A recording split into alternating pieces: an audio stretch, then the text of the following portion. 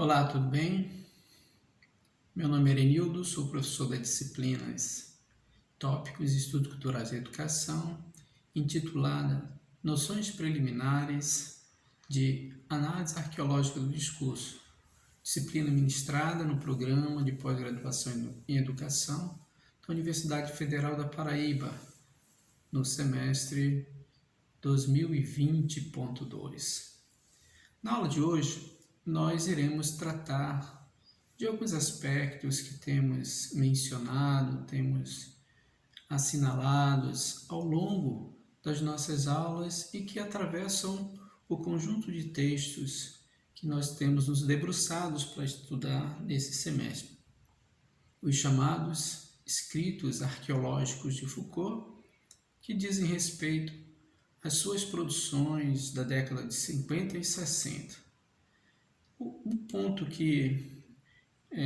eu quero mencionar nesse encontro de hoje, nesse momento de conversação em torno das questões arqueológicas preliminares, diz respeito à noção de história que atravessa todos os seus escritos arqueológicos.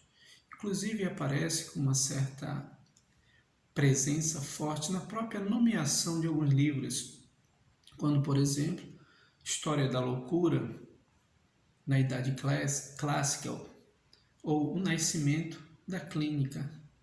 E no texto As Palavras e as Coisas, por exemplo, nós encontramos atravessando toda a elaboração textual da comunicação dos achados de pesquisa de Michel Foucault, nós encontramos a presença forte, intensa, o emprego constante desse significante história. E é interessante a gente notar que, tanto nos três textos arqueológicos, que é a História da Loucura, O Nascimento da Clínica e As Palavras e as Coisas, quanto também na arqueologia do saber, nós nos deparamos com o uso regular, constante e produtivo desse termo, a ponto de chegarmos a pensar que o Foucault estaria propondo ou sugerindo ou insinuando que uma análise arqueológica do discurso seria uma forma de se fazer história, um modo de se fazer historiografia, quando na verdade o próprio Foucault, ao longo dos seus escritos, deixou isso evidente, de que não devemos confundir arqueologia com história, assim como não devemos confundir arqueologia com sociologia, arqueologia com filosofia. E esta problematização, no sentido de diferenciar a particularidade do modus operandi da análise arqueológica do discurso, foi de modo sistemático, metódico, explicitado no seu texto Arqueologia do Saber. Bom, o interessante é que, embora a gente venha a cogitar a possibilidade de que a análise arqueológica do discurso tenha um caráter histórico, contextualizado, no seu aparecimento, no seu nascedouro, nas décadas de 50 e 60, né? É importante considerarmos que a contextualização ela não é tanto vinculada à estrutura, conjuntura situacional daquelas duas décadas nas quais se encontrava o Michel Foucault, naquele momento específico da história francesa, europeia, mundial. Esta hipótese que alguns cogitam de que a análise arqueológica do discurso tenha emergido nesse período e por essa razão ela seria um tipo de reflexo, uma expressão contextual, conjuntural, circunstancial do momento em que Foucault se encontrava, é rapidamente refutada quando a gente faz uma leitura mesmo que fragmentada ou se atendo a alguns fragmentos dos seus 4 textos arqueológicos. Por exemplo, se você lê os prefácios, né? Os prefácios ou as introduções e as conclusões do texto, caso não tenha um tempo para fazer uma leitura da totalidade de cada um dos livros, você vai se deparar que o Foucault, embora esteja situado nessas 2 décadas, no momento em que escreveu os seus textos, que produziu a sua pesquisa, o recorte temporal que ele faz menção é um recorte de aproximadamente 2 séculos, né, anteriores, né, porque ele estuda a história da loucura, o nascimento da clínica, bem como o aparecimento das ciências humanas, neste intervalo temporal dos séculos 17, 18, 19, que ele menciona no próprio título, A História da Loucura, da Idade Clássica, né, à modernidade. Então, nesse intervalo entre o Renascimento, o aparecimento da Idade Clássica até o surgimento da modernidade, é que se encontrariam os objetos, os artefatos enunciativos que o Foucault se ocupou em conhecer e investigar. Então, ao constatarmos esse aspecto, essa dimensão escrita na própria configuração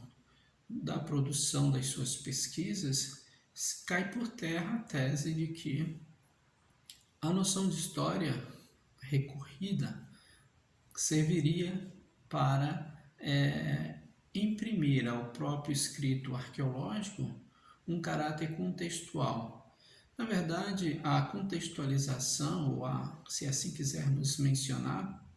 ela está muito mais vinculada a uma trajetória de pesquisa Foucaultiana, né? Então, nós poderíamos dizer que a análise arqueológica do discurso emerge, nasce, aparece nessas 2 décadas por conta de que o Foucault empreendeu nesse período pesquisas que viabilizaram a configuração, a tessitura, o esboço dessa perspectiva analítica do discurso intitulada de arqueologia. Portanto, não seria adequado recorrer ao termo história para imprimir à arqueologia uma possibilidade de exercício histórico do pensar sobre os artefatos discursivos acerca da loucura, do louco, da doença, do discurso médico, do nascedouro das ciências humanas, que tem o seu aparecimento, a sua constituição, sobretudo a partir da invenção do homem, conforme o próprio Foucault trata no livro As Palavras e as Coisas. Vale ressaltar que o elemento de natureza epistemológica que se faz presente na abordagem arqueológica ao se empregar a noção de história, ela é um elemento que nos remete à questão do tempo, conforme já tivemos a oportunidade de tratar, porque o Foucault parte do presente para explicar determinadas ordens discursivas do presente. Ele faz um percurso para trás, para o passado,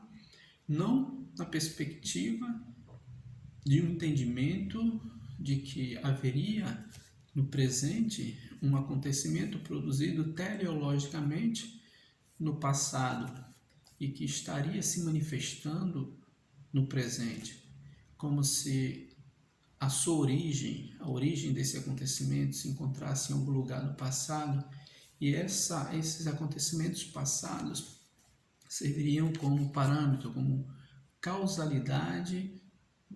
da produção dos eventos presentes no âmbito da constituição discursiva. Portanto, nem o primado da teleologia, nem o primado da causalidade serviria para explicar a noção arqueológica de história empregada nas pesquisas Foucaultianas desse período. Um outro aspecto é que também não devemos imprimir a noção de história tratada na arqueologia o significado que está correlacionado à noção de conjuntura, estrutura ou contexto. Nesse sentido, a análise arqueológica do discurso não é uma resposta às crises da década de 50 e 60. Isto porque o seu objeto, o saber, que se busca conhecer a partir do discurso que se constitui, que se apresenta nas fontes que o Foucault examinou e se debruçou, se refere basicamente a épocas anteriores ao momento presente em que Foucault nasceu, viveu, produziu a sua pesquisa. Evidentemente que foi um momento final, evidente, vinculado à modernidade, mas esses acontecimentos presentes que chamaram a atenção de Foucault, naquele momento que se situa na modernidade, tiveram seu aparecimento em outros momentos da própria história que ele denomina de Idade Clássica, que ocorreram profundas transformações na ordem, na configuração epistêmica ou na episteme de cada época, de modo que ele chegou a dizer e costumava dizer em vários dos seus escritos que o modo de pensar, o modo de dizer, o modo de pesquisar, o modo de abordar as coisas, na modernidade não deve ser confundido com o modo próprio da Idade Clássica. Nesse aspecto, o conteúdo semântico que engravida o significante história na perspectiva arqueológica diz respeito muito mais a elementos de natureza da anterioridade, elementos de processualidade, de ruptura, de transformação, elementos que apontam a particularidade e um conjunto de correlações específicas que funcionam como condição de possibilidade do aparecimento de determinadas ordens discursivas, que acabam servindo como regras de dizer, como regras de pensar, como regras de fazer. E essas regras, elas possuem configurações próprias em cada momento da história, em cada momento da história. Portanto, o que eu gostaria de assinalar nesta nossa aula diz respeito a esse aspecto central, semântico da noção de história na arqueologia do saber, ou na análise arqueologia do discurso, que se diz respeito ao fato de que não devemos imprimir um significado ou um sentido semântico ao termo história em arqueologia, em análise arqueológica, como se estivéssemos fazendo uma análise própria, seja da história das ideias, seja das abordagens da história tradicional e nova, seja ainda nos remetendo a uma possível abordagem do discurso numa perspectiva do materialismo histórico dialético. Portanto, os acontecimentos enunciativos não são da mesma natureza que os acontecimentos historiográficos, que os acontecimentos epistemológicos, que os acontecimentos fenomenológicos ou que os acontecimentos dialéticos. Não devemos confundir, portanto, o uso, o emprego arqueológico do termo história com esses significados, com esses sentidos que são atribuídos em outros domínios. É isso que eu gostaria de destacar e nas próximas aulas nós retomaremos de forma diferenciada as coisas que foram ditas na aula de hoje, sobretudo considerando na próxima unidade a problemática da linguagem, ou especificamente o ser do signo, como é que o ser do signo, como é que a linguagem ela se configura em cada uma dessas idades que o Foucault menciona no caso da Idade Clássica e da Idade Moderna. E qual é a correlação que tem esse terreno da linguagem com o aparecimento do discurso na perspectiva enunciativa.